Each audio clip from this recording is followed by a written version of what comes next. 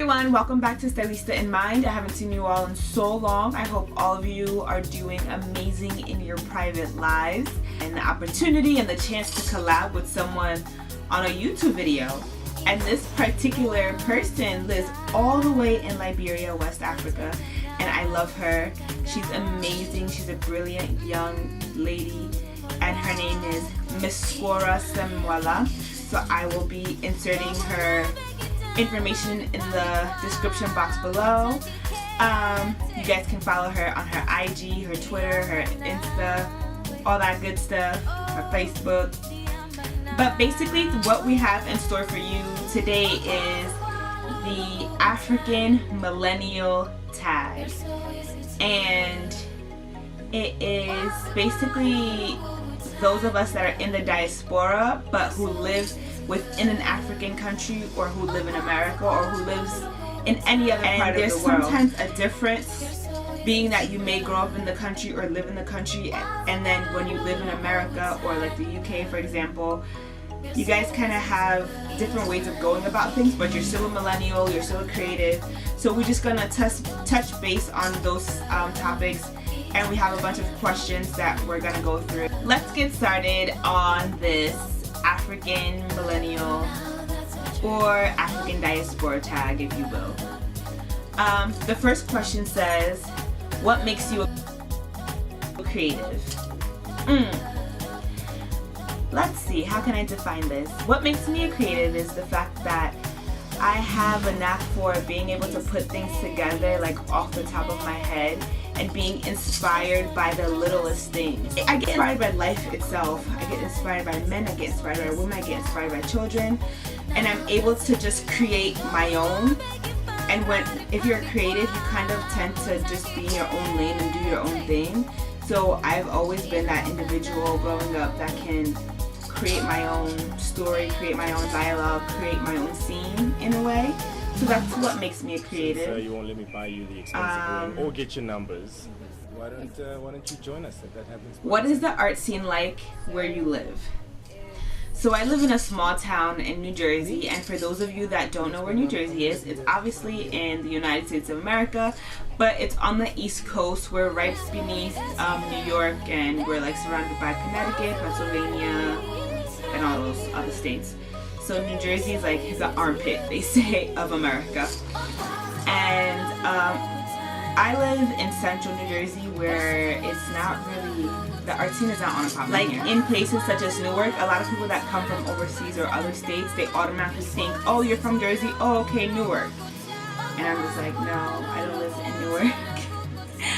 And basically, so where I live, our town is really small. I call it a little indie town, and there's not really much of an art scene here. If anything, the art scene that is here is theater. Theater is super big, all the way from the middle school to the high school. And a lot of people that live in neighboring towns such as Red Bank or other towns around here, that kind of art is like really big here, like theater. But as far as like music, poetry, fashion, especially because I do believe fashion is an art, and that, going back to the first question, what makes me creative, I love fashion, and I have a love for styling and putting looks together, so that's like my creative side. But what else? Out here, it's not, okay, let's just say the art scene out here is non-existent, and it kind of sucks. So that's why I'm always in New York, or I tend to go to places like Red Bank or go to Newark. I was recently in Newark, and they had this huge art showcase like during the weekend. Not even like a showcase. Basically all the art galleries over there, they opened up their doors, and people were able to go in and view all of the artworks of the youth. There's no art. The art scene is here, but it's like little. Someone that's different or unique, they would just question and be like, why are you here? Or look at you weirdly. Yeah. Okay, so misconceptions about living in America. Big misconception that I believe that a lot of people overseas, they think that everybody in America has money. Money, money, money, which is not true. Everything that I have, I worked hard for it. Yeah, there's opportunities in America and the poverty level may not be as high as other countries, but to say that, oh, you're rich or you're wealthy because you live in America, oh, you got money, so, no.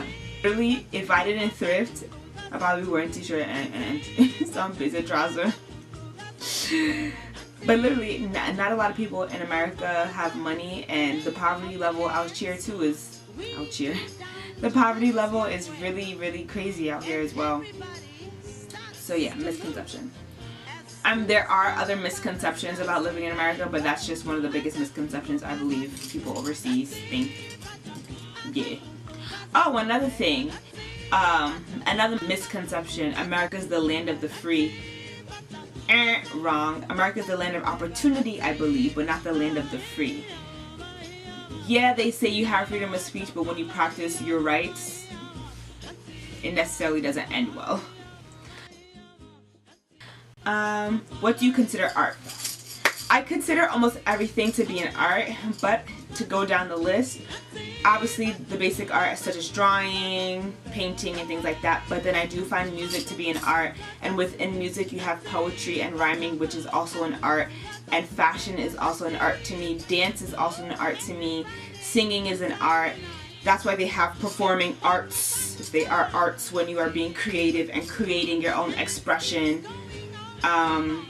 creating your own dialogue, you know, those are arts.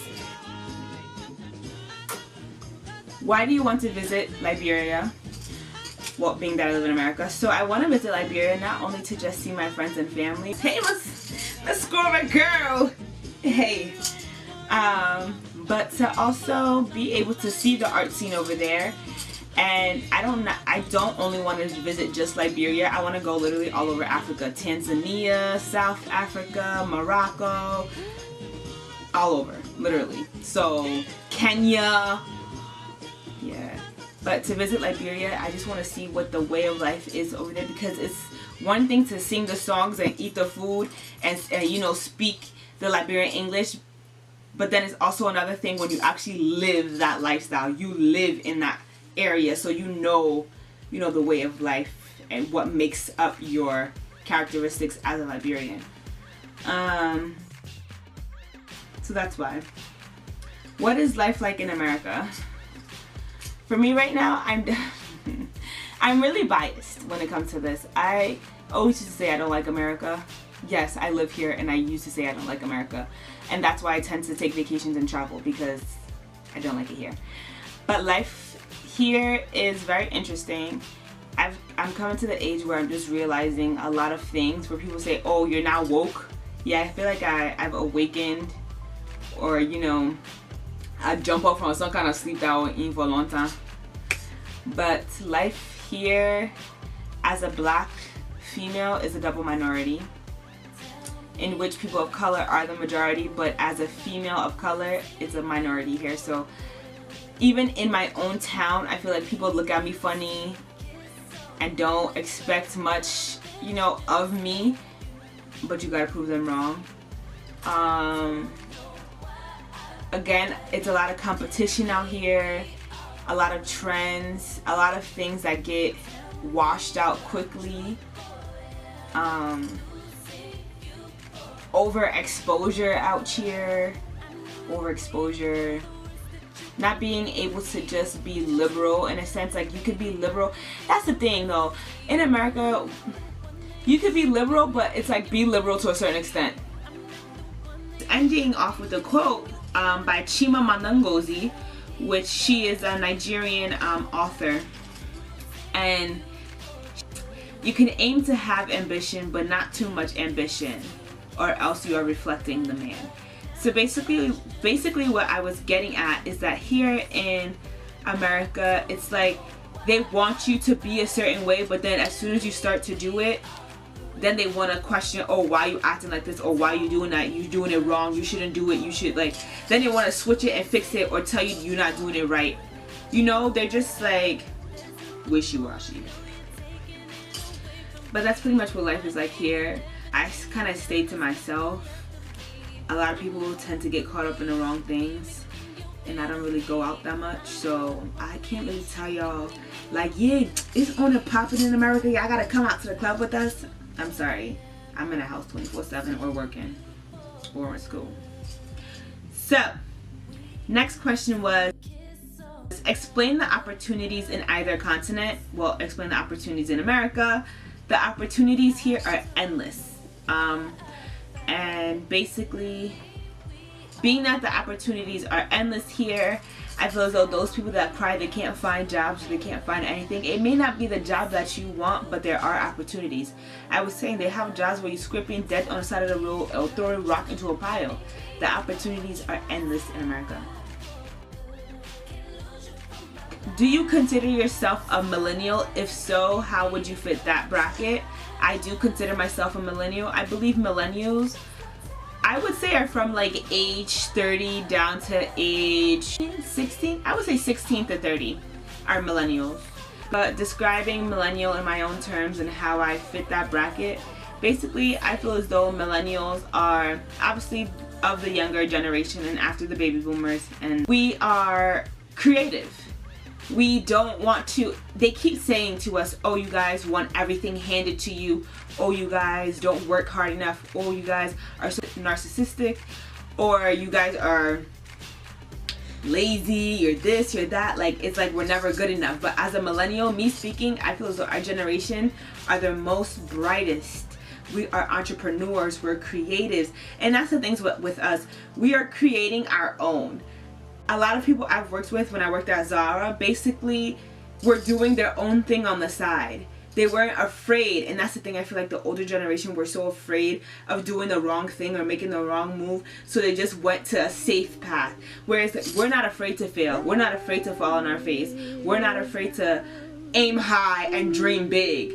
We're not afraid to be like, I'm not working for the big boss or a white man, so therefore I'm gonna create my own business or create my own book, write my own story, like, you know, create my own fashion line. So millennials are really, really creatives. Ooh, and how do I fit that bracket? Again, I chose, and it's very interesting, my story. I left my full-time job working as a visual merchandiser to pursue my dream, which is to be a student in the fashion industry and to also be a blogger and things like that. Even though I'm taking some time off from my blog and wanting to perfect it, I'm still choosing to put me first, in a sense, and making sure that I'm happy at the end of the day and not doing things just for money. It's basically more of a sanity thing as a millennial. You want to be sane and know that, yeah, I'm doing this with reason and not just for a coin. I mean, you can still be happy and make money at the same time. If it's your passion and you find peace at it, you can make money with it.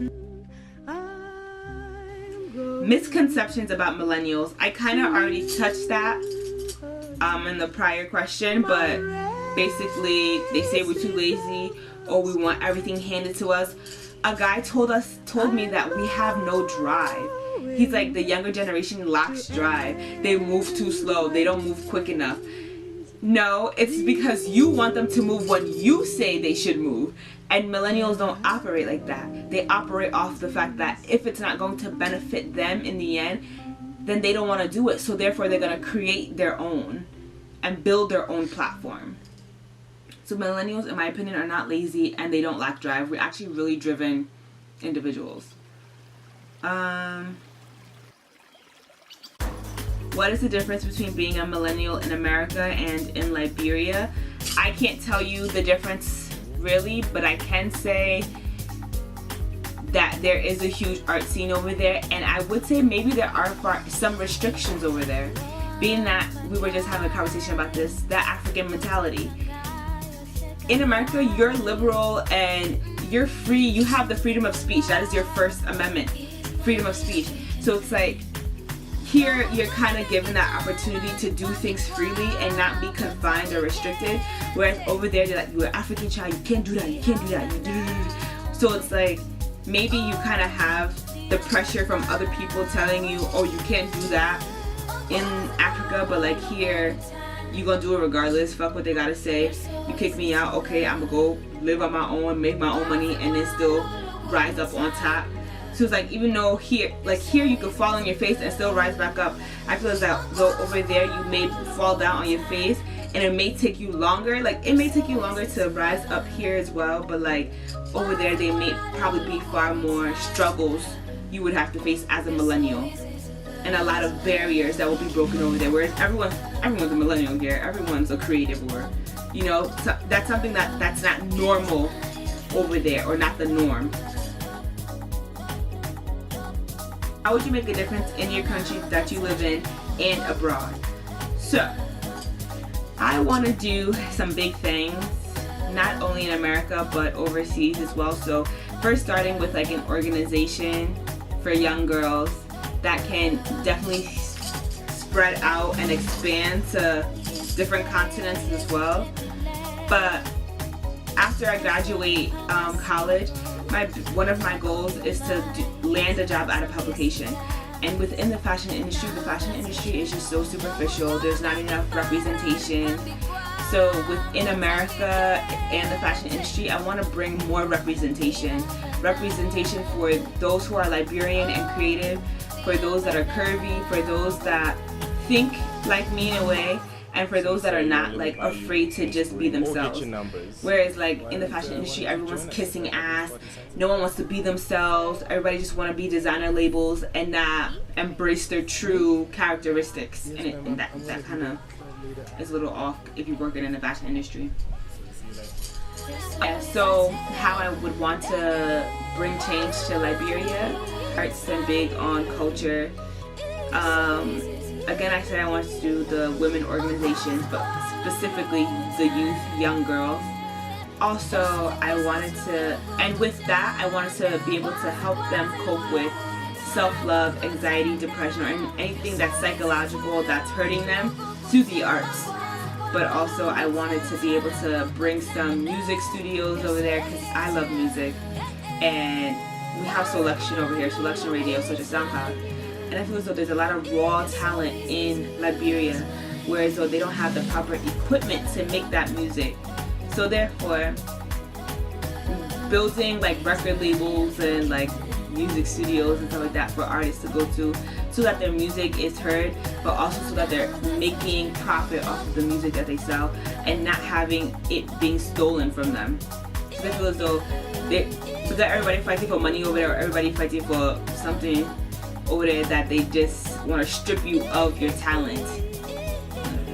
That's your God-given talent, and we want to make sure you use it well and that people hear it and you share it with the world.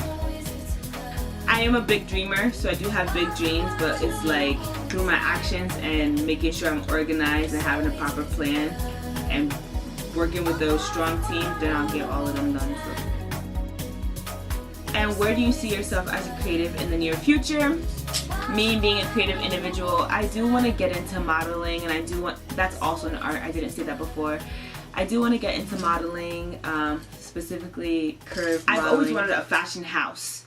One of my biggest inspiration is Man Repeller, and how she turned her blog into like a household name. She's like a New York Times in a way, but she's like a Refinery 29, but from a blogger's perspective.